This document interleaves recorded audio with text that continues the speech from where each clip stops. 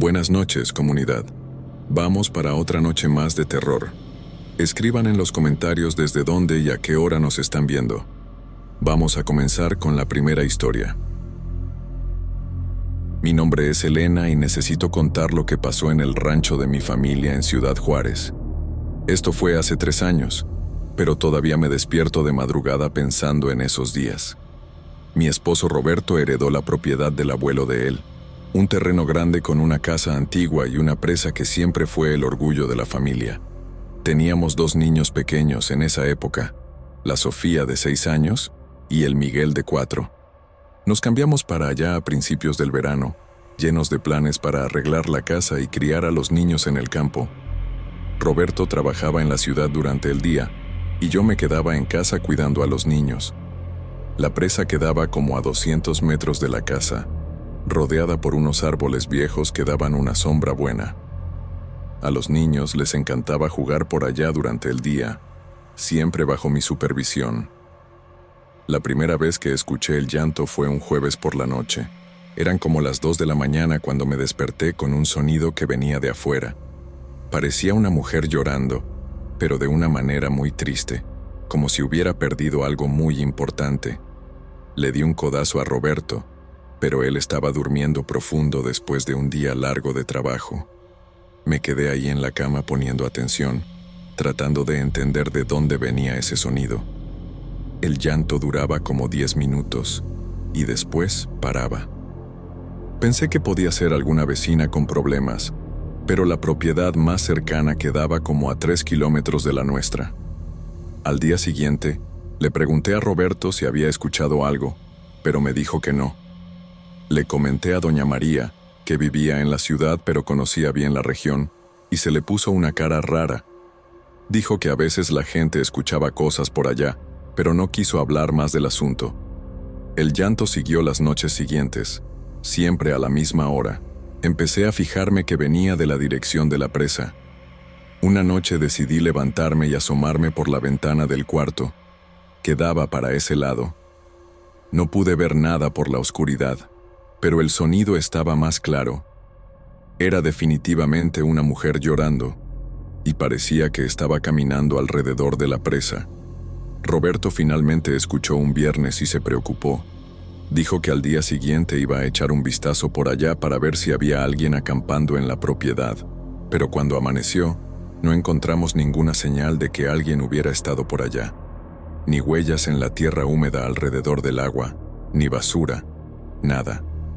Eso me dejó todavía más inquieta, porque el sonido había sido tan claro que parecía imposible que no hubiera dejado rastro. La semana siguiente, la Sofía empezó a hablar sobre una señora que aparecía en la presa. Dijo que usaba un vestido blanco y se quedaba llamando a los niños para jugar en el agua. Al principio, pensé que era imaginación de niña, pero la niña describía detalles muy específicos. Decía que la mujer tenía el cabello largo y mojado, y que lloraba mucho. El Miguel también empezó a mencionar a la señora del agua, como le decían.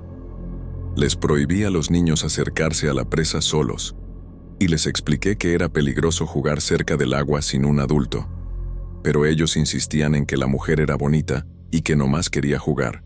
Eso me dio escalofríos porque los niños nunca habían escuchado hablar de la Llorona o de cualquier leyenda parecida. Roberto pensó que ellos podían haber visto algún reflejo en el agua o algo así, pero yo no estaba convencida.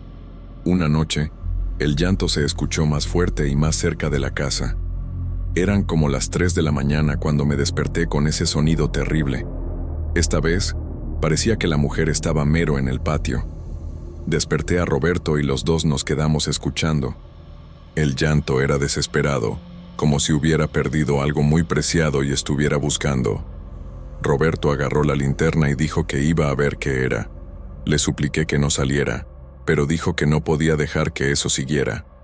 Estuvo como 20 minutos allá afuera, buscando alrededor de la casa y caminando hasta la presa. Cuando regresó, estaba pálido. Dijo que no había visto a nadie, pero que había sentido como si alguien lo estuviera observando todo el tiempo.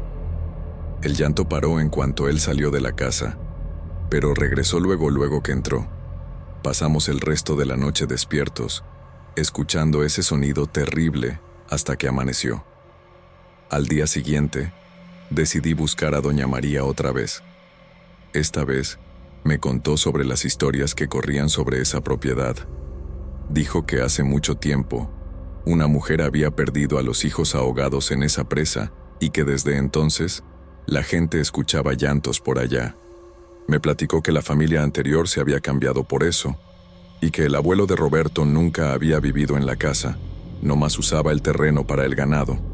Cuando le pregunté por qué nadie nos había contado eso antes, dijo que a la gente no le gustaba hablar de esas cosas. Regresé a la casa con el corazón apretado, pero traté de no demostrar preocupación por los niños. Roberto dijo que eran nomás historias y que no debíamos dejarnos influir por supersticiones. Pero yo veía que él también estaba preocupado, principalmente después de esa noche en que salió a buscar. Las cosas empeoraron cuando la Sofía empezó a caminar dormida. Una madrugada, me desperté y vi que no estaba en la cama. Corrí por la casa buscando y la encontré en el patio, caminando hacia la presa. Estaba con los ojos cerrados como si estuviera soñando, pero caminando con determinación. Corrí tras ella y la cargué antes de que llegara cerca del agua. Cuando la desperté, dijo que la señora del agua la había llamado para jugar. Dijo que la mujer estaba triste porque sus hijos se habían ido y que quería que la Sofía fuera a hacerles compañía. Llevé a la niña de regreso a la casa, pero me quedé toda la noche despierta, con miedo de que tratara de salir otra vez. Al día siguiente, Roberto puso cerrojos extras en las puertas y decidimos que los niños iban a dormir en nuestro cuarto por un tiempo, pero yo sabía que eso no iba a resolver el problema. El Miguel también empezó a tener episodios raros. Una tarde, estaba jugando en el patio cuando de repente salió corriendo hacia la presa. Corrí tras él gritándole que parara, pero parecía que no me escuchaba. Logré alcanzarlo mero en la orilla del agua, donde estaba parado viendo hacia adentro de la presa como si estuviera viendo algo.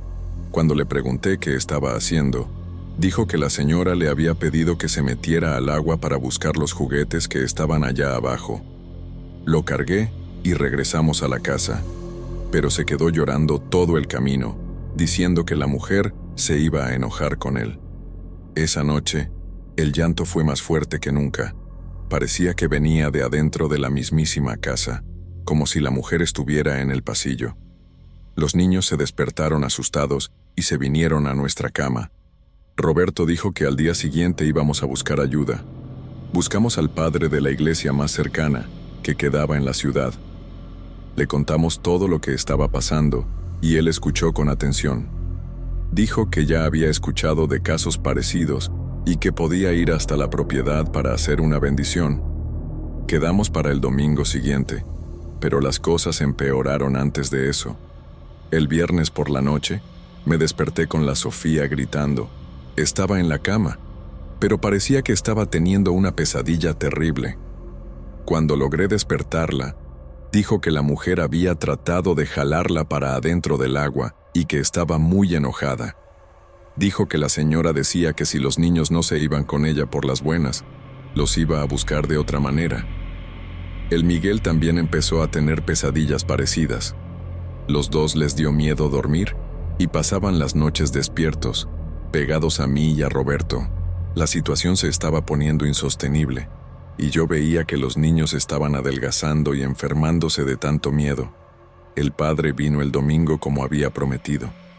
Hizo una bendición en la casa y en la presa, rezó con nosotros y dejó agua bendita para que usáramos. Dijo que a veces pasaban esas cosas y que la fe podía ayudar a resolverlas. Esa noche, el llanto no apareció y pensamos que el problema se había resuelto, pero el lunes, todo regresó peor que antes. El llanto era más fuerte, más desesperado, y parecía venir de varios lugares al mismo tiempo. Los niños se despertaron gritando otra vez, y esta vez el Miguel dijo que había visto a la mujer adentro del cuarto. La describió como alguien muy pálida, con el cabello chorreando agua, y que le extendía las manos. La Sofía dijo que la mujer estaba enojada porque había venido el padre y que ahora se iba a llevar a los niños de cualquier manera. Roberto se quedó toda la noche despierto con un cuchillo en la mano. pero yo sabía que eso no iba a servir contra lo que fuera eso. El martes pasó lo peor. Estaba haciendo la comida cuando escuché a la Sofía gritando allá afuera. Corrí al patio y la vi siendo arrastrada por algo invisible hacia la presa. Se estaba defendiendo y gritando, pero era como si unas manos invisibles la estuvieran jalando. Corrí tras ella y logré agarrarla, pero sentí una fuerza terrible tratando de arrancármela. Era como si estuviera peleando a mi hija con alguien mucho más fuerte. Grité el nombre de Jesús y jalé a la Sofía con toda mi fuerza. De repente, la fuerza paró y ella se cayó al suelo llorando. La llevé adentro de la casa y le hablé a Roberto, que vino corriendo del trabajo. Cuando llegó le conté lo que había pasado y él vio las marcas moradas en los brazos de la Sofía, como si alguien la hubiera agarrado muy fuerte. Esa noche, decidimos que ya no podíamos quedarnos en esa casa. Empezamos a hacer las maletas el miércoles, pero la entidad no nos iba a dejar irnos en paz. El llanto empezó durante el día, cosa que nunca había pasado antes. Los niños se quedaron espantados y se negaban a separarse de nosotros. Cuando traté de meter la ropa de ellos en la maleta, la Sofía se puso a llorar y dijo que la mujer estaba enojada porque nos íbamos. Dijo que ella había dicho que si no se podía llevar a los niños, nadie se los iba a poder llevar. El Miguel se quedó todo el día viendo hacia la presa, como si estuviera hipnotizado. Tuve que estar agarrándole la mano todo el tiempo para que no saliera corriendo para allá. Roberto llegó del trabajo más temprano y ayudó a terminar de arreglar las cosas. Decidimos que íbamos a dormir en la ciudad esa noche y regresar al día siguiente nomás para traernos el resto de las cosas. Pero cuando estábamos saliendo, el carro no quiso prender. Roberto intentó varias veces, pero nada. Tuvimos que regresar a la casa y pasar una noche más en ese lugar terrible. Esa fue la peor noche de todas. El llanto empezó en cuanto oscureció y no paró ni un minuto. Parecía que había varias mujeres llorando al mismo tiempo, todas alrededor de la casa. Los niños se quedaron pegados a nosotros, temblando de miedo. A las 2 de la mañana, escuchamos pasos en el techo, como si alguien estuviera caminando allá arriba. Roberto agarró la linterna y salió a ver, pero no había nadie. Cuando regresó, dijo que había visto huellas mojadas en el suelo alrededor de la casa, como si alguien hubiera salido del agua y caminado por ahí. Las huellas eran de una mujer descalza y llevaban de la casa hasta la presa. Nos quedamos todos juntos en la sala, con todas las luces prendidas, esperando a que amaneciera. Los niños se durmieron en nuestros brazos, pero Roberto y yo no pudimos cerrar los ojos ni un minuto. Cuando salió el sol, el llanto paró, pero la sensación de que nos estaban observando siguió. El jueves por la mañana, el carro prendió normal. Metimos a los niños en el asiento de atrás y nos fuimos de ahí lo más rápido posible. Cuando estábamos pasando por la presa, la Sofía volteó para atrás y dijo que la mujer estaba ahí, saludándola con la mano. Miré por el espejo, pero no vi nada. Nomás vi el agua quieta y los árboles moviéndose con el viento. Pero la Sofía insistió en que la mujer estaba llorando y pidiendo que regresara. El Miguel también dijo que veía a la señora, pero que tenía una cara muy enojada. Manejamos derecho a la casa de mi mamá en la ciudad y nos quedamos ahí unos días. Roberto regresó al rancho una vez para traer algunas cosas que habíamos olvidado, pero dijo que no pudo quedarse ahí ni media hora. Dijo que el llanto empezó en cuanto llegó, aunque era mediodía, y que sintió como si alguien lo estuviera siguiendo por la casa. Decidimos que ya no íbamos a regresar allá, ni para traernos el resto de nuestras cosas. Vendimos la propiedad unos meses después, pero fue difícil encontrar comprador. Tuvimos que bajar mucho el precio, y aún así la persona que compró se arrepintió después de pasar una noche ahí. Al final, logramos vender a una empresa que quería usar el terreno para otra cosa. No les contamos sobre lo que había pasado, pero me imagino que se dieron cuenta solos. Los niños tardaron meses en regresar a la normalidad. La Sofía tenía pesadillas todas las noches, y el Miguel desarrolló miedo al agua. Tuvimos que llevarlos con el psicólogo, pero no podíamos contar la verdad sobre lo que había pasado. Inventamos que habían tenido un susto cerca de la presa, pero el doctor dijo que el trauma parecía ser mucho más profundo que eso. Hoy en día, están bien, pero todavía no les gusta hablar de ese tiempo. A veces, la Sofía pregunta si la mujer todavía está ahí, y yo siempre le digo que no sé. Nunca regresamos a esa región. Roberto consiguió un trabajo en otra ciudad y nos cambiamos bien lejos de Ciudad Juárez. Lo que más me molesta es que nunca pude entender qué era realmente esa cosa. No parecía ser el espíritu de una madre que había perdido a los hijos, como en las historias de La Llorona. Parecía ser algo más viejo, más peligroso. La forma como trataba de atraer a los niños, cómo se alimentaba de nuestro miedo y desesperación, no combinaba con la idea de una madre enlutada. Era como si fuera algo que usaba esa historia para disfrazarse, para conseguir lo que quería. Y lo que quería eran nuestros niños. No para consolarse en su tristeza, sino para algo mucho peor. A veces pienso que si nos hubiéramos quedado unos días más, lo habría logrado. La fuerza que sentí cuando trató de llevarse a la Sofía era real, física. No era imaginación o sugestión. Era algo que podía tocar, jalar, lastimar, y se estaba haciendo más fuerte cada día que pasábamos ahí. Hoy, cuando escucho a alguien hablando sobre La Llorona o sobre apariciones, siempre pienso en nuestra experiencia. La gente cuenta esas historias como si fueran leyendas, folclore, cosas que pasaron hace mucho tiempo con otras personas, pero yo sé que algunas de esas cosas son reales. No de la forma como aparecen en las películas o en los libros, sino de una manera mucho más sutil y peligrosa.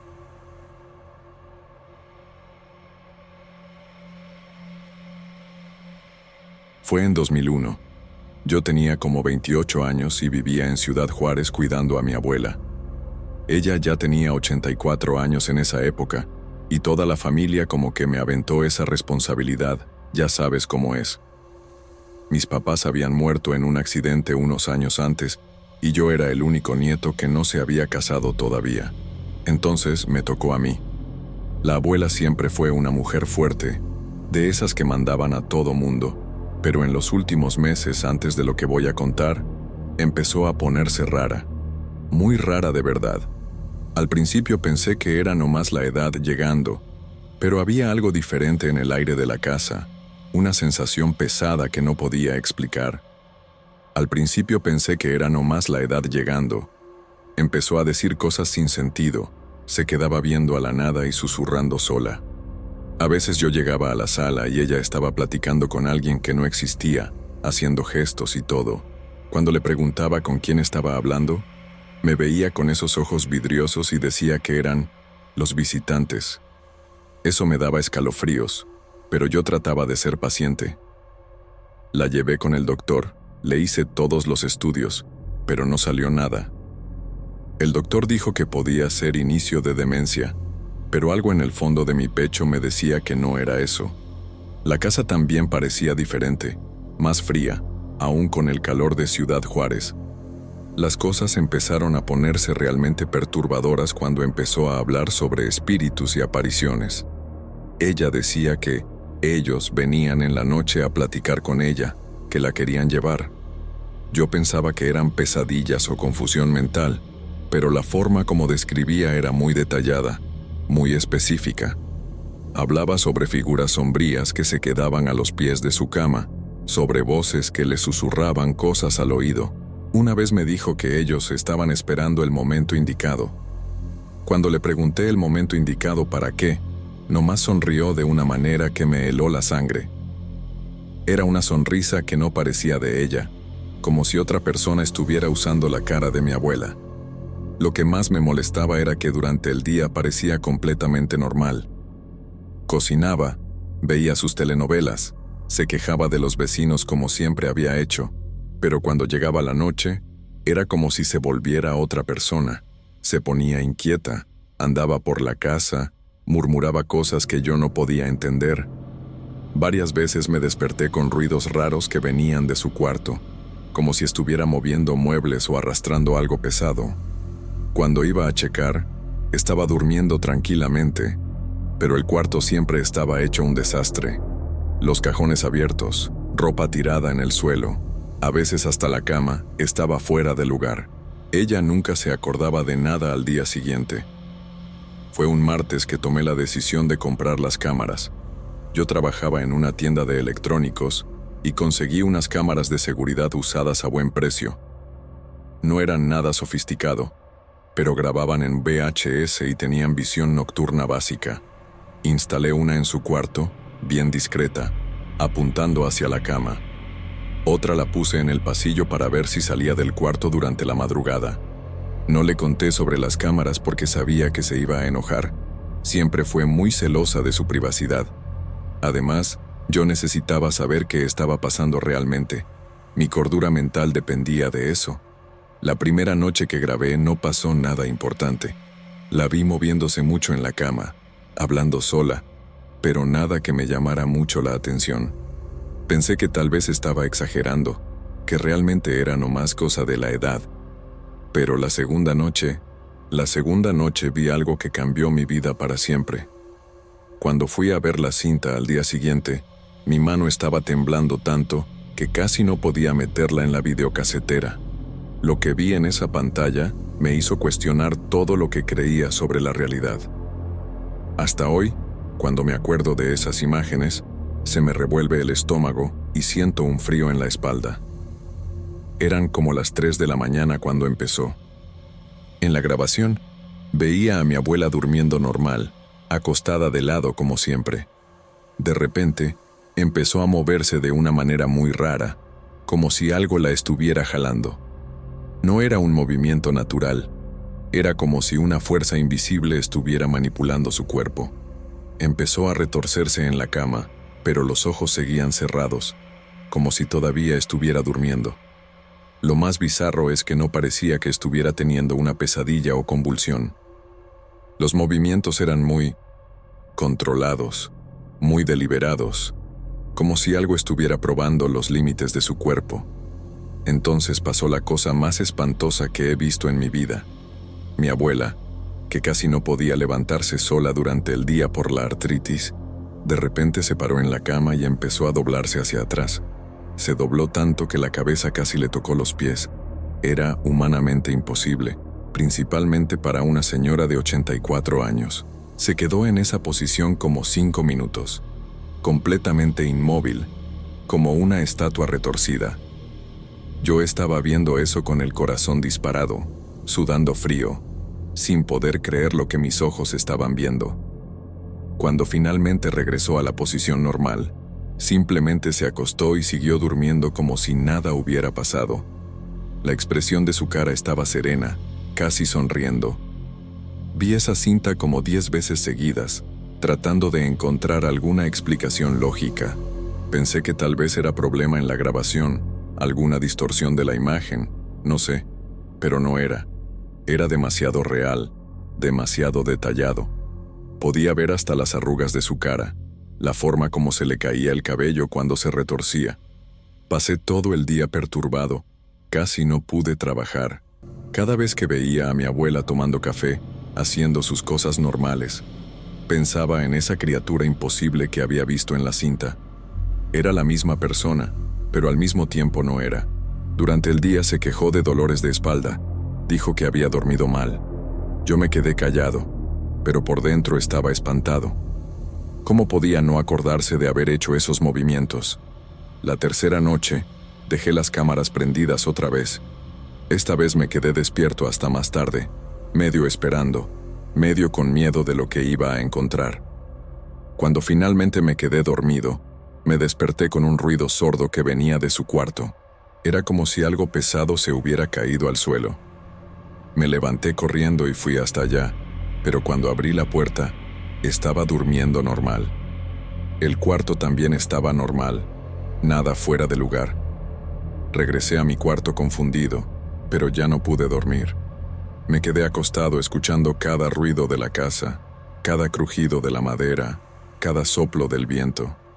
La madrugada parecía interminable, y tenía la sensación de que algo me estaba observando en la oscuridad. Al día siguiente, cuando vi la grabación, casi vomito. Esta vez fue peor, mucho peor. Mi abuela se había levantado de la cama como a las 2:30 y empezó a caminar por el cuarto de una forma completamente anormal. No estaba caminando. Se estaba moviendo como si fuera un muñeco siendo controlado por hilos invisibles. Los brazos se balanceaban de una manera mecánica. La cabeza se quedaba inclinada en un ángulo raro. Fue hasta la pared y se quedó ahí parada, de frente a la pared por más de una hora. No más parada, inmóvil como una estatua. A veces la cabeza le giraba lentamente, como si estuviera escuchando algo que yo no podía oír. Cuando finalmente regresó a la cama, se aventó como un peso muerto y se quedó en una posición completamente desnatural, con los brazos y piernas extendidos. El ruido que yo había escuchado durante la noche también estaba en la grabación. Era el sonido de ella cayendo en la cama de esa manera, como un costal de papas. Pero lo más perturbador era la expresión de su cara durante todo eso. Aún con los ojos cerrados, tenía una sonrisa. No era la sonrisa de mi abuela. Era algo completamente diferente. Era una sonrisa que parecía satisfecha, como si algo se estuviera divirtiendo con esa situación. Pausé la cinta varias veces en esa parte, tratando de entender lo que estaba viendo. Esa no era la cara de la mujer que me crió. Era otra cosa usando su cuerpo. Empecé a investigar sobre posesión, sobre fenómenos paranormales, cualquier cosa que pudiera explicar lo que estaba pasando. Pasé horas en internet, leí sobre casos parecidos, pero nada se comparaba a lo que yo estaba viendo.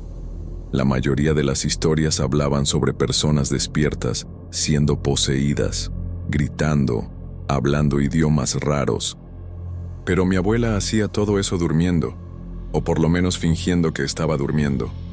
Era como si durante el día fuera ella misma, pero en la noche algo tomara control de su cuerpo para hacer no sé qué.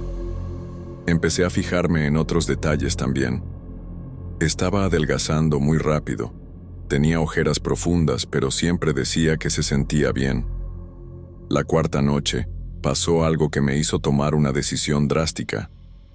Esta vez, además de los movimientos raros, mi abuela empezó a hablar durante los episodios. No era su voz. Era una voz más grave, más ronca, diciendo cosas que yo no podía entender completamente. Parecía español mezclado con otro idioma, tal vez náhuatl o algún dialecto indígena. Repetía algunas frases varias veces, siempre con esa sonrisa perturbadora en la cara. En cierto momento, volteó la cabeza directamente hacia la cámara y se quedó viendo por unos minutos. Aún con los ojos cerrados, yo tenía la impresión de que sabía exactamente dónde estaba la cámara. Fue la cosa más espantosa que he sentido en mi vida. Cuando vi esa grabación, tomé la decisión de cerrar con llave su cuarto durante la noche. Yo sabía que se iba a enojar, que se iba a quejar, pero ya no podía dormir sabiendo que eso estaba pasando en el cuarto de al lado. Compré una cerradura nueva y la instalé del lado de afuera de la puerta. Esa noche, le expliqué que era por seguridad, que había escuchado de asaltos en la región.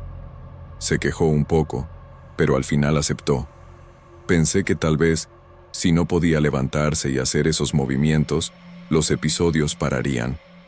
Tal vez era sonambulismo, algún tipo de trastorno del sueño que yo no conocía, pero estaba completamente equivocado.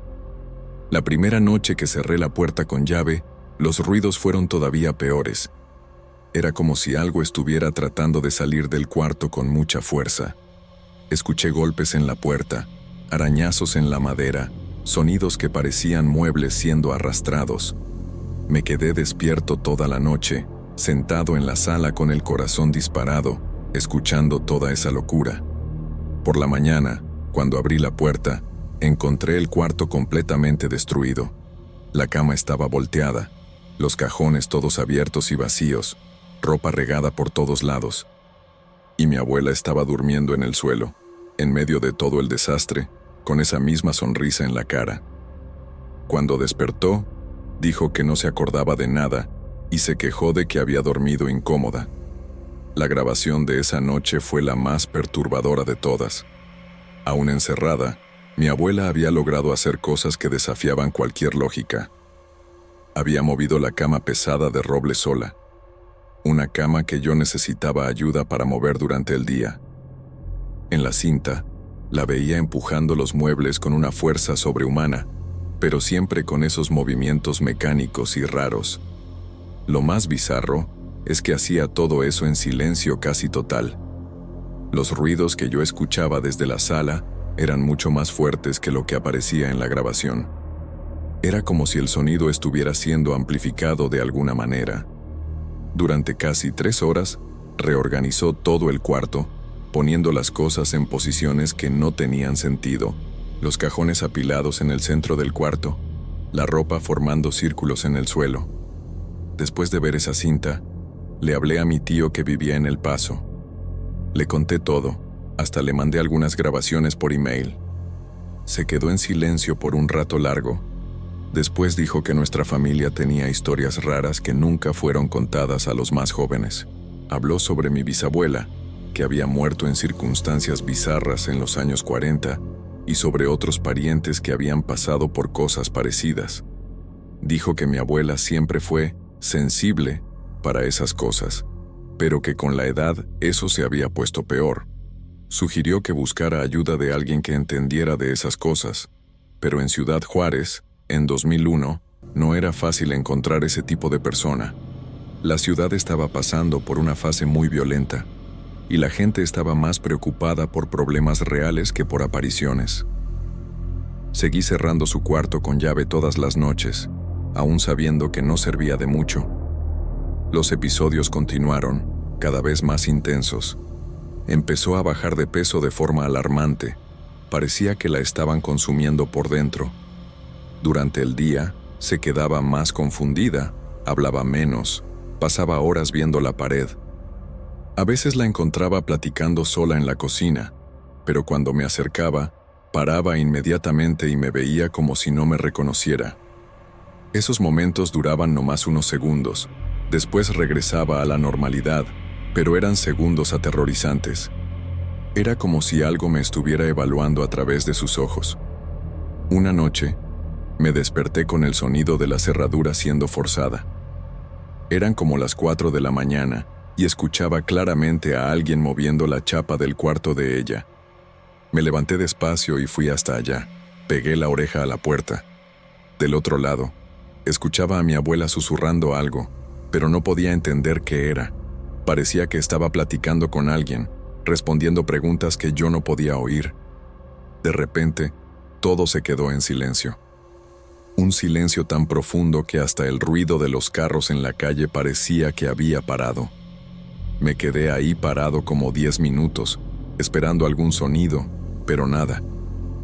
Cuando regresé a mi cuarto, tardé horas en poder dormir otra vez. Al día siguiente, cuando fui a ver la grabación, descubrí algo que me dejó completamente sin palabras.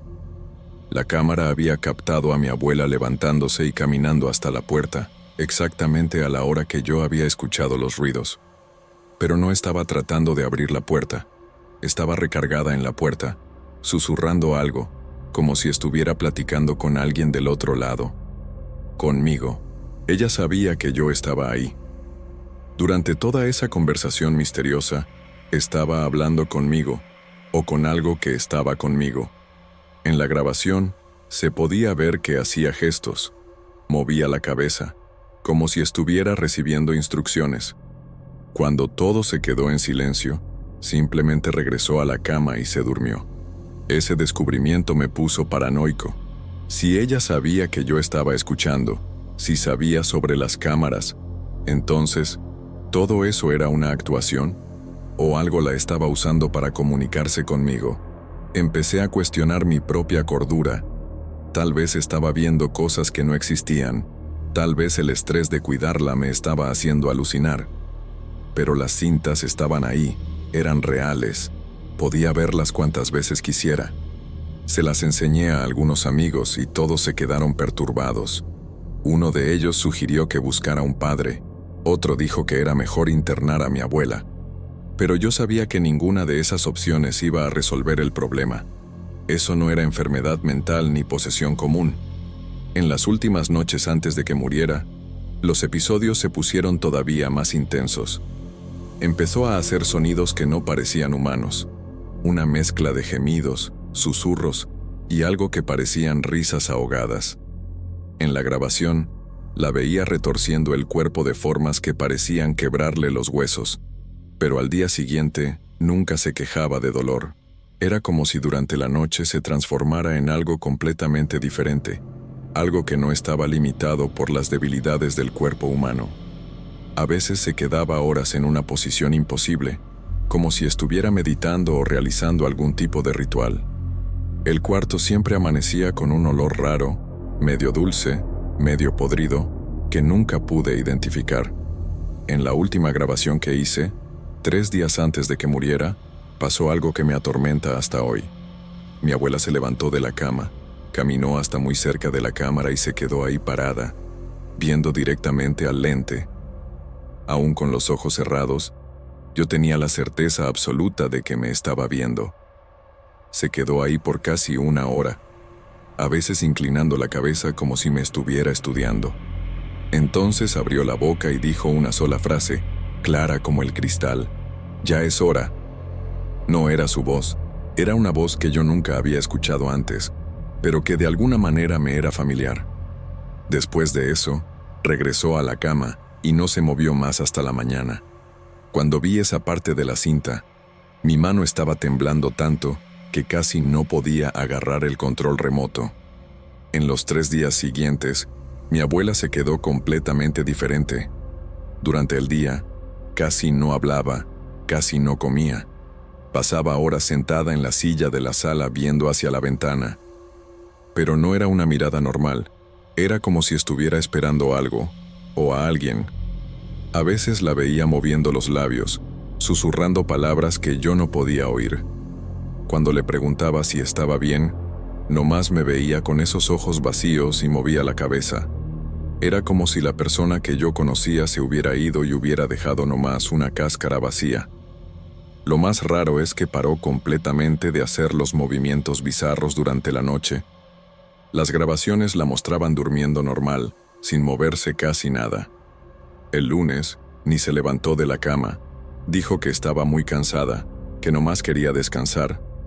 Le ofrecí comida, agua, pero rechazó todo. Me preocupé y le hablé al doctor, pero dijo que era normal en personas mayores tener días así. Sugirió que la observara y, si empeoraba, la llevara al hospital. Durante todo ese día, sentí un ambiente pesado en la casa, como si el aire estuviera más denso. Los vecinos también estaban raros. Doña María, que siempre saludaba a mi abuela, pasó de largo cuando la vio en la ventana. Hasta los perros de la calle dejaron de ladrar cerca de nuestra casa. Era como si algo invisible estuviera alejando a todo mundo. El martes estaba todavía peor. Casi no podía hablar, respiraba con dificultad, pero se negaba a ir al hospital. Decía que quería morir en casa, que ya era hora. Esas palabras me helaron la sangre porque eran exactamente las mismas que había escuchado en la grabación. Pasé todo el día cuidándola, tratando de que comiera algo, pero nomás aceptaba pequeños sorbos de agua. En la tarde, me llamó cerca de la cama y me agarró la mano con una fuerza que me sorprendió. Me vio a los ojos y dijo: «Gracias por cuidarme. Ahora ellos me van a dejar en paz». Le pregunté quiénes eran ellos, pero nomás sonrió y cerró los ojos. Esa noche no pude dormir. Me quedé en la sala checándola cada hora. Como a las 2 de la mañana, la escuché llamándome. Cuando entré al cuarto, estaba sentada en la cama, más lúcida de lo que había estado en los últimos días. Me pidió que me sentara a su lado y empezó a hablar sobre cosas de nuestra familia que yo nunca había escuchado. Contó sobre mi bisabuela, sobre una maldición que perseguía a las mujeres de la familia, sobre espíritus que venían a buscar a las personas cuando les llegaba su hora. Dijo todo eso con una calma espantosa, como si estuviera contando una receta de cocina. Dijo que había luchado contra ellos toda la vida, pero que ahora estaba muy cansada para seguir resistiendo. Dijo que nuestra familia tenía una conexión con el mundo espiritual que venía de generaciones, y que algunas personas nacían con esa marca. Explicó que durante la noche, cuando la barrera entre los mundos se ponía más débil, esos espíritus usaban su cuerpo para manifestarse en nuestro plano. No era malévolo, según ella. Era nomás la naturaleza de las cosas. Pero el proceso estaba consumiendo su energía vital, y sabía que no aguantaría mucho más tiempo. Mientras hablaba, yo sentía un frío raro en el cuarto, como si la temperatura hubiera bajado varios grados. Como a las 4 de la mañana, me agarró la mano con fuerza y me vio directamente a los ojos. Su voz estaba más firme de lo que había estado en los últimos días cuando dijo: «Mijo, necesito que hagas algo por mí. Esas cintas que tienes, necesitas tirar todas. Quemarlas sería mejor». Mi corazón se disparó. Ella sabía de las cámaras todo el tiempo. Traté de negarlo, pero movió la cabeza y siguió. «Sé todo, siempre supe. Algunas cosas no deben ser vistas por otras personas. Prométeme que te vas a deshacer de todo eso». Su voz tenía una urgencia que me espantó. Le prometí que iba a hacer lo que me pidió, y solo entonces pareció relajarse. Después de eso, dijo que tenía sueño y se acostó otra vez. Yo me quedé ahí sentado, viéndola dormirse. Por primera vez en semanas, parecía en paz. La respiración estaba regular, la cara relajada, sin esa tensión constante que se había vuelto normal. Pensé que tal vez lo peor había pasado, que se iba a recuperar.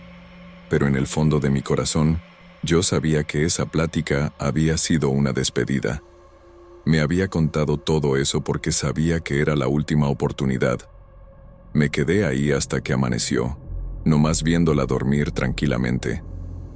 En la mañana siguiente, cuando fui a despertarla para el café, no respondió. Estaba acostada en la misma posición de la noche anterior, con una expresión serena en la cara, pero ya no estaba respirando. Llamé a la ambulancia, pero ya era tarde. El doctor dijo que había sido muerte natural, probablemente paro cardíaco mientras dormía. No había señales de violencia, nada que indicara sufrimiento. Simplemente se había dormido y no despertó más. Mientras se llevaban el cuerpo, me fijé que su cuarto tenía un olor diferente. Ya no era ese olor dulce y podrido de las últimas semanas. Era un olor a flores, suave y reconfortante.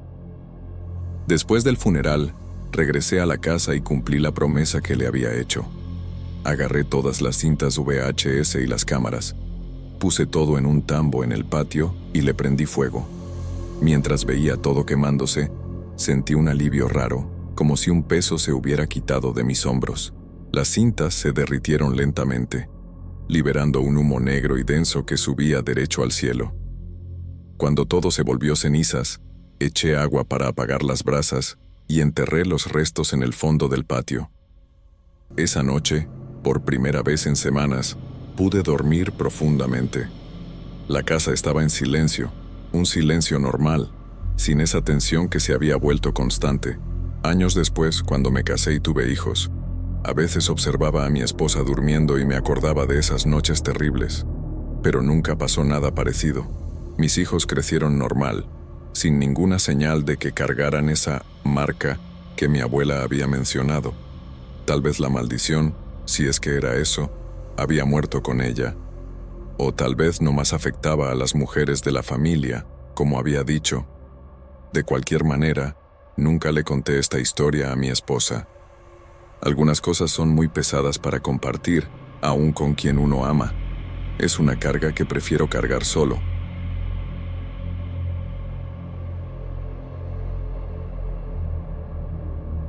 Buenas noches. Esta historia es vieja, pero muy real. Pasó en Ciudad Juárez. Sé que mucha gente va a pensar que es una locura, pero juro por mi madre que todo esto es verdad.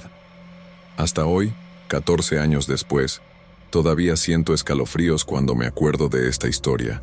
En esa época tenía 23 años y trabajaba en un taller mecánico en el centro de la ciudad. Era un tipo normal, ¿sabes? Me gustaba salir con los cuates, jugar fútbol los fines de semana, nada muy diferente. Nunca creí mucho en esas cosas de espiritismo, brujería, esas ondas. Para mí era pura plática de gente supersticiosa. Pero después de lo que pasé, compadre, cambié completamente mi forma de ver esas cosas. Todavía me pongo nervioso nomás de hablar de esto. Fue en marzo de 2010 que conocí a Leticia en una fiesta de cumpleaños de un primo mío. Era bonita, morena, cabello largo y chino, siempre muy bien arreglada. Al principio parecía perfecta, ¿sabes? Cariñosa, atenta, siempre queriendo estar conmigo. Empezamos a andar como 2 semanas después de que nos conocimos. Vivía sola en un departamento pequeño cerca del mercado central. Trabajaba en una tienda de ropa. Los primeros meses fueron increíbles. Yo estaba enamorado de verdad. Cocinaba para mí, cuidaba mis cosas, parecía la mujer ideal. Pero había una cosa rara que siempre hacía, y que en esa época yo pensaba que era nomás una manía tonta de ella. Siempre me andaba pidiendo mis cabellos. Al principio me pareció tierno, ¿sabes? Decía que le gustaba guardarlos como recuerdo, que era cariñoso tener algo mío siempre cerca de ella. Cuando me cortaba el pelo, me pedía que le llevara unos mechones. Cuando estaba en su casa y veía un cabello mío en el sillón o en la cama, lo agarraba y lo guardaba en una cajita pequeña que tenía en el tocador del cuarto. Yo la molestaba, le decía que estaba raro, pero se reía y decía que era nomás porque me amaba mucho. Una vez le pregunté qué hacía con tanto cabello mío, y me respondió que nomás le gustaba tenerlo, que a veces agarraba la cajita y se quedaba viendo, pensando en mí. Me pareció medio raro, pero lo dejé pasar. Hoy en día me arrepiento tanto de no haber puesto más atención a esa obsesión que tenía con mis cabellos. Conforme fueron pasando los meses, Leticia empezó a cambiar completamente.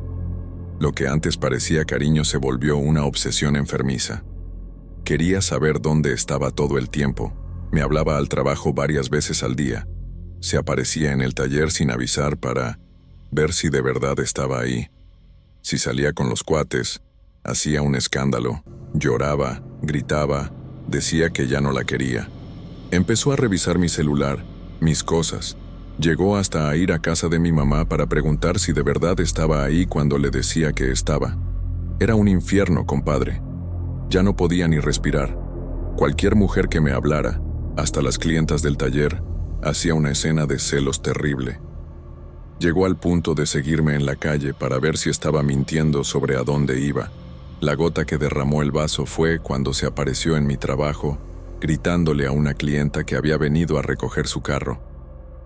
La señora nomás estaba preguntando sobre el presupuesto, cosa normal, y Leticia llegó diciendo que la mujer me estaba coqueteando, haciendo un desmadre enfrente de todo mundo. Mi jefe se puso furioso, casi me corre por eso. Esa misma noche decidí que tenía que terminar. Ya no se podía vivir así, sintiéndome preso, vigilado todo el tiempo. Quedé de platicar con ella en su departamento el sábado siguiente. Cuando llegué y le dije que quería terminar, se volvió loca completamente. Lloró, gritó, me suplicó que no la dejara. Dijo que iba a cambiar, que iba a mejorar. Pero yo ya estaba decidido. Ya no había vuelta atrás. Cuando vio que de verdad estaba hablando en serio, su cara cambió completamente. Dejó de llorar al instante y se le puso una expresión que nunca voy a olvidar. Era una mezcla de coraje y odio que me dio escalofríos. Se levantó despacio de la cama donde estaba sentada y se fue al tocador. Agarró esa cajita donde guardaba mis cabellos, la abrió y me la enseñó. Estaba llena de mechones míos, de todos los tamaños y colores, algunos ya medio amarillentos de tanto tiempo guardados. Me vio con esos ojos llenos de coraje y dijo algo que me heló. «Te vas a arrepentir mucho de estarme haciendo esto, Carlos. Mucho. No te imaginas lo que puedo hacer con esto». Movió la cajita enfrente de mí y se rió de una manera que me dio miedo. Salí de ahí corriendo, sin ni siquiera responder. En los primeros días después de que terminamos, todavía trató de hablarme algunas veces, mandó mensajes, pero yo ignoré todo. Bloqueé su número, evitaba pasar cerca de la tienda donde trabajaba, no quería ningún tipo de contacto. Pensé que con el tiempo lo iba a superar y cada quien seguiría su vida, pero como 2 semanas después de haber terminado, empecé a sentirme raro. Al principio pensé que era nomás el estrés del trabajo, o tal vez alguna gripa que estaba empezando. Despertaba cansado, sin apetito, con una sensación rara en el cuerpo, como si estuviera pesado. Pero conforme fueron pasando los días, se fue poniendo cada vez peor. Empecé a adelgazar muy rápido. Perdí el apetito completamente. Sentía una debilidad constante que no se quitaba ni descansando. Mi mamá se preocupó cuando me vio. Dijo que tenía una cara horrible, muy flaco y pálido.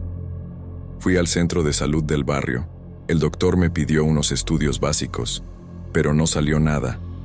Dijo que podía ser estrés, me recetó unas vitaminas y me dijo que descansara más. Pero yo seguía empeorando cada día. En un mes bajé casi 15 kilos. Mi ropa me estaba quedando grande. La gente en la calle me veía con cara de susto. Regresé con el doctor. Me hice más estudios, esta vez más detallados. Análisis de sangre completo, ultrasonido, rayos X, todo lo que se puedan imaginar. Y no salía absolutamente nada. Los doctores se quedaban sin entender. Decían que por los estudios estaba perfectamente sano, pero nomás con verme se daban cuenta de que algo estaba muy mal. Me estaba consumiendo, literalmente desapareciendo. La situación se fue poniendo desesperante. Ya eran casi 2 meses desde que terminamos, y yo estaba irreconocible. Mi jefe en el taller empezó a preocuparse porque ya casi no podía levantar las herramientas. No tenía fuerza para nada. Mi mamá lloraba cada vez que me veía. Decía que parecía un fantasma. Fui con más doctores, hasta particulares que mi familia se endeudó para pagar. Gastamos un dineral en consultas y estudios. Un doctor llegó a sospechar de cáncer, otro de alguna enfermedad autoinmune rara. Hasta biopsia me hicieron, compadre. Pero todos los resultados salían normales. Era como si mi cuerpo se estuviera consumiendo por dentro sin ninguna explicación médica. Despertaba de madrugada sudando frío, con pesadillas horribles, siempre soñando con Leticia y esa cajita de cabellos. Fue mi abuela la que sugirió que buscara ayuda espiritual. Ella siempre fue muy religiosa, frecuentaba un centro espiritista desde hacía años. Al principio me resistí. Pensaba que era cosa de su cabeza, superstición de persona mayor. Pero estaba tan desesperado que acepté cualquier cosa. Mi abuela me llevó a un centro espiritista que quedaba en la avenida López Mateos, un lugar sencillo, en una casa vieja pintada de azul. Recuerdo que era un jueves por la noche. Había como 20 personas sentadas en sillas de plástico en un cuarto pequeño. El dirigente era un señor de unos 60 años, cabello canoso, muy serio. Cuando mi abuela le explicó mi situación, me vio de una manera diferente, como si estuviera viendo algo que yo no veía. Me pidió que me sentara en una silla en el centro del cuarto y empezó a hacer unas oraciones. Las otras personas se quedaron en silencio, algunas con los ojos cerrados. Yo estaba nervioso, sin saber qué esperar. De repente, una señora que estaba sentada a mi lado empezó a temblar y hablar con una voz diferente. Dijo mi nombre completo, cosa que yo no le había dicho a nadie ahí, y empezó a describir exactamente lo que me estaba pasando. Habló sobre una mujer morena, de cabello chino, que estaba haciendo un trabajo contra mí usando pedazos de mi cuerpo. Cuando mencionó los cabellos, se me heló la sangre. Nadie ahí sabía la historia de Leticia y su obsesión con mis cabellos. Fue en ese momento que todo empezó a tener sentido en mi cabeza. La medium, porque así me explicaron después, dijo que Leticia había buscado a alguien para hacerme un trabajo. Usó mis cabellos en un ritual para enfermarme, para que me consumiera, hasta regresar con ella o hasta morirme. Dijo detalles que me pusieron los pelos de punta, como el hecho de que Leticia había guardado los cabellos en una cajita pequeña y había llevado todo eso con una persona que hacía ese tipo de cosas. La medium dijo que el trabajo estaba muy fuerte, que por eso los doctores no podían descubrir qué tenía. Era algo espiritual, no físico. Explicó que mi cuerpo estaba reaccionando a una energía negativa muy poderosa que estaba siendo dirigida contra mí a través de mis propios cabellos. Yo estaba espantado, pero al mismo tiempo aliviado por finalmente tener una explicación de lo que estaba pasando. El dirigente del centro dijo que podían ayudar, pero que iba a ser un proceso largo y que necesitaba tener fe. Hicieron una sesión especial para mí esa misma noche. Varias personas rezaron a mi alrededor, me hicieron limpias, prendieron velas blancas. La médium dijo que podía ver el trabajo que me habían hecho. Lo describió como si fuera una energía oscura pegada a mi cuerpo, principalmente en la región del estómago y el pecho. Dijo que Leticia había ido con una mujer que vivía en las orillas de la ciudad, en una casa pequeña llena de santos y velas, y le había pagado para hacer ese ritual. La médium hasta describió cómo se había hecho. Mis cabellos fueron quemados junto con otras cosas en una olla de barro, mientras la mujer decía mi nombre y pedía que me enfermara. Durante la sesión, sentí cosas muy raras. Mi cuerpo empezó a calentarse, después a enfriarse. Sentí náuseas, ganas de vomitar. La médium dijo que era normal, que era el trabajo siendo deshecho. Me dieron un baño de hierbas para tomar en casa durante 7 días, siempre a la misma hora, y me dijeron que regresara la semana siguiente. También me dijeron que prendiera una vela blanca todos los días e hiciera una oración específica. Estaba tan desesperado que hice todo al pie de la letra, sin cuestionar nada. Esa primera noche, después del baño de hierbas, pude dormir mejor de lo que había dormido en meses. No tuve pesadillas y desperté sintiéndome un poco menos débil. Regresé al centro espiritista durante casi 2 meses, cada semana. En cada sesión, me sentía un poquito mejor. Despacio, muy despacio, empecé a recuperar el apetito. La debilidad fue disminuyendo poco a poco. Mi peso empezó a regresar a la normalidad. Las pesadillas pararon completamente. La médium decía que el trabajo se estaba deshaciendo, pero que iba a tardar porque había sido muy fuerte. Me advirtió que tuviera cuidado. Dijo que Leticia podía tratar de hacer algo otra vez cuando se diera cuenta de que estaba mejorando. Me dijo que nunca más dejara que nadie agarrara mis cabellos, uñas, nada de mi cuerpo. Me dijo que siempre quemara los cabellos que se cayeran al suelo cuando me cortara el pelo, para nunca más dar esa oportunidad a nadie. Después de como 3 meses haciendo el tratamiento espiritual, estaba completamente recuperado. Regresé a mi peso normal, el color de la piel volvió, las ganas también. Era como si hubiera resucitado, literalmente. Mi familia no podía creer la transformación. Mi mamá lloró de alegría cuando me vio bien otra vez. Volví a trabajar normal, a salir con los cuates, a vivir mi vida. Pero una cosa cambió para siempre en mí. Nunca más dudé de esas cosas espirituales. Vi en carne propia el poder que ciertas personas tienen para hacer el mal usando esos rituales.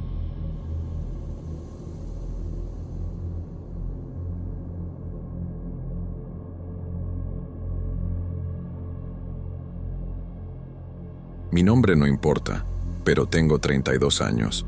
Soy de Ciudad Juárez y pasé por una experiencia horrible con un tipo que se decía terapeuta holístico. Estaba en un momento muy bajo de mi vida, recién divorciada, con depresión pesada, sin ganas de nada. Pensé que necesitaba ayuda, ¿sabes? Alguien que me sacara de ese hoyo. Fue ahí que encontré a este hombre por internet, un sitio de terapias alternativas. Parecía súper profesional, con fotos de diplomas en la pared y todo. Tenía como 45 años, una cara de confianza, y hablaba con una calma que me daba seguridad. Yo pensé, por fin, alguien que me va a ayudar de verdad. Poco sabía yo que ese día marcaría el comienzo de una pesadilla que no puedo olvidar. Era un día gris, recuerdo que estaba medio frío, y llegué a su consultorio como a las 4 de la tarde. El lugar estaba en una callecita medio escondida, un edificio viejo con un letrero pequeño que decía Terapia Holística y Regresión. Me puse medio nerviosa al entrar, pero me recibió con una sonrisa grande. Me ofreció un té de hierbas que tenía un olor raro, pero me lo tomé porque no quería parecer desconfiada. El ambiente estaba oscuro, con unas velas prendidas y un incienso fuerte que dejaba el aire pesado. Tenía unos cuadros raros en las paredes, con símbolos que yo no entendía, y un sillón viejo donde me senté. Empezó a decir que mis problemas venían de traumas de vidas pasadas y que necesitaba una limpia espiritual. Yo, que estaba desesperada por respuestas, le creí al instante. Mi corazón estaba acelerado, pero pensé que era nomás ansiedad. La sesión empezó y me pidió que cerrara los ojos y respirara profundo. Obedecí, ¿no? Quería mejorar, quería librarme de ese dolor que sentía todos los días desde el divorcio. Empezó a hablar con una voz muy baja, casi hipnótica, diciendo que iba a regresar en el tiempo para descubrir de dónde venía mi sufrimiento. Sentí mi cuerpo relajarse, pero al mismo tiempo había algo mal, como si no tuviera control de lo que estaba pasando. Dijo que había sido traicionada en 3 vidas pasadas y que eso explicaba por qué mi matrimonio no funcionó. Me quedé impactada, con un apretón en el pecho, como si todo tuviera sentido, pero al mismo tiempo, una vocecita en mi cabeza decía que eso era una locura, solo que estaba tan vulnerable que me tragué todo lo que dijo. Dios mío, qué tonta fui. Mientras hablaba, empecé a sentir un frío en la espalda, como si hubiera alguien observándome. El ambiente parecía más oscuro, aún con los ojos cerrados, y escuchaba unos ruiditos, como un crujido en el suelo, pero pensé que era nomás el edificio viejo. Siguió diciendo que tenía una karma negativo con hombres y que necesitaba limpiar eso con más sesiones. Inicialmente cobraba 200 pesos por sesión, pero en ese momento ya dijo que necesitaba una terapia de regresión especial que costaba 800 pesos cada una. Me asusté con el precio, pero habló con tanta seguridad, diciendo que si no hacía eso, todos mis problemas iban a regresar empeorados. Se me revolvió el estómago, pero tenía tanto miedo de seguir infeliz que acepté. Solo quería paz, ¿sabes? Ahí me hizo imaginar unas escenas horribles, como yo siendo abandonada en otras vidas, traicionada, humillada. No sé si era mi cabeza o si él estaba sugiriendo todo, pero empecé a llorar sin parar, temblando, sintiendo una angustia que ni puedo describir. Decía, eso, déjalo salir, te estás liberando, pero yo no sentía ningún alivio, solo un peso mayor. Mi cuerpo parecía helado, mis manos sudaban, y solo quería abrir los ojos y salir de ahí, pero estaba como si no pudiera moverme. Era como si su voz me tuviera atrapada. Nunca me sentí tan débil en mi vida, tan expuesta. Había momentos que pensaba que me iba a desmayar, pero él seguía, sin parar, forzándome a revivir cosas que ni sé si eran reales. Lo peor fue cuando empezó a decir que estaba resistiendo la curación. Solo había hecho una pregunta tonta, como cómo sabía todo eso. Y se volteó hacia mí con una mirada seria, casi molesta, y dijo que esa duda mía era prueba de que necesitaba más sesiones. Me sentí culpable, como si fuera mi culpa no mejorar. Dijo que si paraba el tratamiento, todo el dolor que sentía iba a regresar multiplicado, que nunca iba a ser feliz otra vez. Eso me espantó tanto que casi entré en pánico ahí mismo. Mi corazón latía tan fuerte que parecía que iba a explotar, y solo podía pensar en cuánto quería mi vida de vuelta. Pero, al mismo tiempo, tenía miedo de parar y que todo empeorara. Me tenía en sus manos. Después de como 2 horas, la sesión terminó, y yo estaba agotada, con los ojos hinchados de tanto llorar. Me vio con una sonrisa que no parecía nada gentil, más como si estuviera satisfecho con algo. Programó la siguiente sesión y me cobró los 800 pesos ahí mismo, diciendo que era inversión en mi felicidad. Pagué, aún sin estar segura de dónde iba a sacar ese dinero, porque tenía miedo de decir que no. Salí de ese lugar sintiendo un vacío enorme, como si me hubieran quitado algo. El aire afuera parecía más ligero, pero todavía sentía ese peso en el pecho. Cuando llegué a la calle, miré mis manos y vi que estaba temblando. No pude ni manejar bien a casa, estaba hecha pedazos. En el camino, empecé a pensar en lo que había pasado, y un miedo diferente empezó a crecer dentro de mí. ¿Y si todo eso era mentira? ¿Y si él solo estaba jugando con mi cabeza? Pero al mismo tiempo, ¿y si era verdad y yo dejaba de ir? Estaba completamente confundida, asustada y sintiéndome más sola que nunca. Llegué a casa y cerré la puerta con llave, como si eso me fuera a proteger de algo. No pude dormir bien esa noche. Me quedaba escuchando cada ruidito y pensando en las cosas que dijo. Mi corazón todavía estaba acelerado y sentía un escalofrío constante, como si algo malo se hubiera quedado conmigo. Hasta hoy, no más de acordarme de ese día, siento un nudo en la garganta.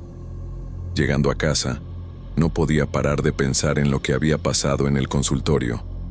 Me senté en el sillón, todavía temblando, y me quedé viendo a la nada, tratando de entender lo que estaba sintiendo. Era una mezcla de miedo, culpa y una sensación rara, como si me hubieran invadido de alguna manera. Traté de hablarle a una amiga para desahogarme, pero mi voz no salía bien. Parecía que estaba atorada. Cada palabra que ese hombre dijo se quedaba haciendo eco en mi cabeza, como karma negativo, traumas de vidas pasadas. Quería creer que eran tonterías, pero ¿y si era verdad? Esa duda me carcomía por dentro. Agarré un vaso de agua, pero mi mano estaba tan inestable que derramé la mitad en la mesa. Todo mi cuerpo parecía fuera de control, y solo quería que ese día terminara.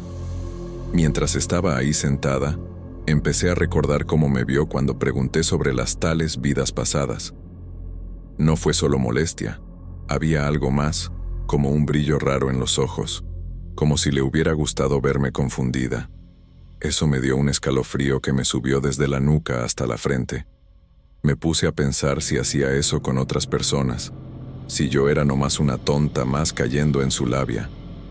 Traté de buscar información sobre él en Google, pero mi internet estaba lento y estaba tan nerviosa que no podía escribir bien. Mi pecho se apretaba cada vez que pensaba en regresar ahí, pero también tenía miedo de lo que iba a pasar si no regresaba. Era como si estuviera atrapada en una telaraña, sin salida. No más de acordarme de su voz, sentía un frío en el estómago que no se quitaba. Traté de distraerme viendo tele, pero nada me quitaba ese peso de la cabeza. Cada ruido en la casa me hacía brincar del susto, como si alguien estuviera tocando la puerta o caminando en el pasillo. Sabía que era tontería, que estaba sola, pero parecía que algo de ese consultorio se había venido conmigo. Cerré las cortinas, volví a cerrar todo con llave, pero todavía me sentía expuesta, como si me estuvieran vigilando. Mi celular sonó, y casi lo dejo caer de lo nerviosa que estaba. Era nomás un mensaje de publicidad, pero mi corazón se disparó como si fuera algo grave. Estaba hecha pedazos. No podía ni pensar bien. La sensación era de que había perdido algo importante, tal vez mi propia fuerza. Después de un rato, decidí darme un baño caliente para ver si me relajaba, pero hasta eso fue raro.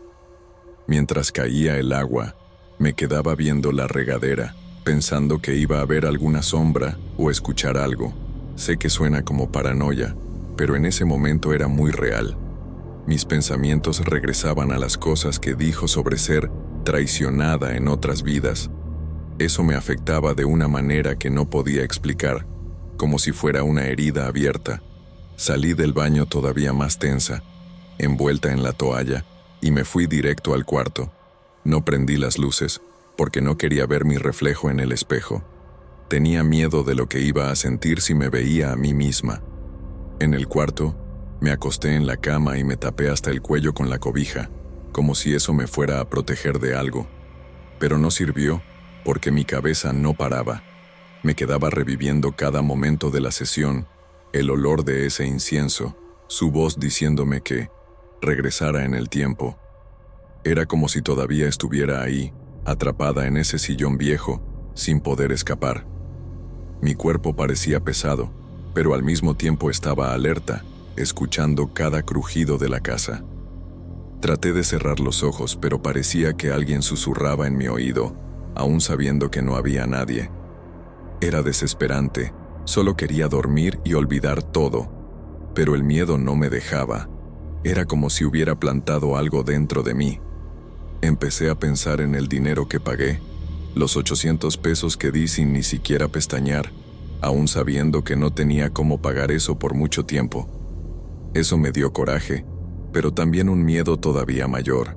¿Y si ya no tenía dinero para pagar las sesiones? Iba a decir que era mi culpa, que estaba resistiendo la curación, otra vez. No más de imaginar eso, se me revolvía el estómago. Estaba endeudada. Había gastado más de 25,000 pesos en 10 meses con ese tipo y seguía sintiéndome peor que nunca. Me sentía una idiota por haber caído en eso, pero al mismo tiempo estaba espantada con la idea de parar. Era como si él controlara cada pensamiento mío, aún estando lejos. Traté de calmarme respirando profundo, como él mismo me había enseñado en la sesión, pero hasta eso parecía mal. Cada vez que respiraba, parecía que el aire estaba más pesado, como si ese incienso todavía estuviera en el ambiente. Me puse a oler el aire, pensando que iba a sentir el mismo olor del consultorio, y eso me ponía todavía más nerviosa. Miré el reloj, ya pasaban de las 11 de la noche, y todavía no había podido descansar ni un segundo. Mi cuerpo me dolía de tanta tensión, mis hombros parecían trabados. Solo quería que alguien me dijera que todo eso era mentira, pero no tenía valor de contarle a nadie. Tenía vergüenza y miedo de que me juzgaran. Por último, agarré el celular otra vez y entré al sitio donde había encontrado su contacto. Quería ver las reseñas, saber si más gente había pasado por esto. Y fue ahí que encontré varias personas relatando situaciones parecidas a la mía, pero diferentes. Era un estafador.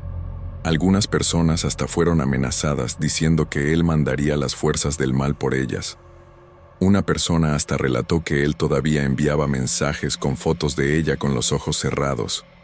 Esta fue la experiencia más aterrorizante y bizarra que me pasó.